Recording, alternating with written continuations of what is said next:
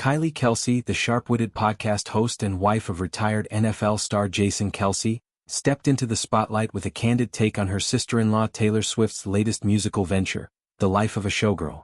In a recent episode of her podcast Not Gonna Lie, Kylie dove headfirst into the album's boldest track, Would, a song that sparked endless chatter for its unapologetically explicit lyrics.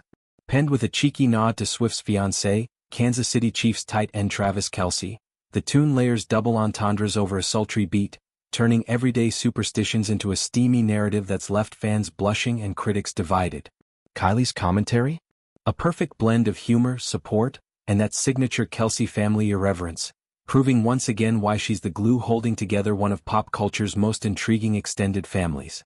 Picture this: Kylie lounging in her Philly-adjacent home, maybe with a glass of wine in hand, the kind she and Jason crack open after the kids are down, leaning into the mic with that easy laugh of hers. "I probably didn't need to know that much detail about my brother-in-law," she quipped, her voice dripping with playful exasperation. But before the awkwardness could settle, she flipped the script. "Good job, Trav. That's it. 1,000%, yes." It's classic Kylie, acknowledging the TMI factor while cheering on the women who dare to get real. She framed it as pure women supporting women, a mantra that's become her rallying cry in a world quick to judge female boldness. For Kylie, who's built a brand around raw, relatable convos on everything from motherhood mishaps to marriage myths, this moment felt like a natural extension of her ethos. Swift's willingness to bear it all, lyrically speaking, resonated with Kylie's own advocacy for authenticity, especially when it comes to navigating the chaos of high-profile relationships. Let's unpack Would a bit more, because this track isn't just a cheeky aside. It's the album's lightning rod, the song that's got everyone from Swifties to sports bros dissecting every line. Clocking in at just under 4 minutes, it kicks off with an innocent vibe, as Swift herself described it during a sit-down on The Tonight Show starring Jimmy Fallon. "It started as this throwback timeless-sounding thing about all these superstitions," she explained, her eyes lighting up with that storyteller's gleam. "Think vintage radio crackle, a nod to the golden age of pop where innuendo hid in plain sight. But then, as Swift put it with a shrug, I don't know what happened, man. I don't know how we got here, but I love the song so much." The pivot? A cascade of wordplay that ties everyday rituals, like knocking on wood for luck, into a tapestry of intimacy that's as clever as it is carnal. Lines like, "I tap that timber when the moon is high," aren't subtle. They're a full-throated celebration of desire, wrapped in Swift's signature wit. Fans have poured over it like scripture, some hailing it as her most liberated work yet, others clutching pearls at the explicitness. It's polarizing, sure, but that's the point. The Life of a Showgirl isn't here to play it safe. It's Swift at her most evolved, blending vulnerability with vum. Kylie's favorite from the album? Jason spilled the beans on a recent New Heights episode, revealing that his wife can't get enough of Wish List. It's a track that's more wistful than wild, a dreamy ballad about aspirations big and small, with Swift crooning over acoustic strums about checking off life's little luxuries.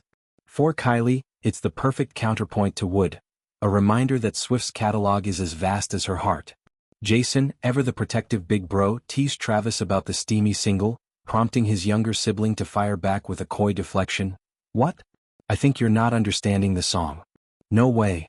The exchange had the podcast's millions of listeners in stitches, turning a potential family faux pas into a viral moment that humanized the Kelce-Swift powerhouse duo. Travis, who's no stranger to the spotlight from Gridiron Glory to Eras Tour cameos, played it cool, but insiders say the song's cheeky tribute hit home. "It's all in good fun," a source close to the couple shared. Travis knows Taylor's art comes from a place of love and he's all in. Diving deeper into the Kelce-Swift dynamic, Kylie's comments highlight the unique tightrope this blended family walks. Jason and Kylie, Philly royalty with their row house roots and podcast empire, represent the grounded blue-collar side, think tailgates, beer leagues, and unfiltered takes on life's absurdities. Travis and Taylor? They're the glitzy half, zipping between stadium suites and sold-out arenas, their romance a tabloid fairy tale that spawned think pieces and TikTok theories. Yet Kylie bridges it effortlessly. Her podcast, Not Gonna Lie, has become a confessional space where she unpacks everything from postpartum realities to the hilarity of holiday hosting with in-laws. Bringing up Taylor's album There wasn't just timely, it was a masterstroke of relatability. "We're all just trying to figure it out," Kylie often says, and in this case, that includes celebrating a sis-in-law who's rewriting the rules of pop stardom. The album itself, The Life of a Showgirl, dropped amid Swift's whirlwind era, post the Tortured Poets Department remix frenzy and fresh off a European tour leg that had Europe in a chokehold. Critics are split. Some call it her most audacious yet, praising the genre hops from folk-tinged confessions to this R-rated romp. Others gripe that the explicit turn feels forced, a bid for edginess in a post-#MeToo landscape. But Kylie's take cuts through the noise. It's about solidarity.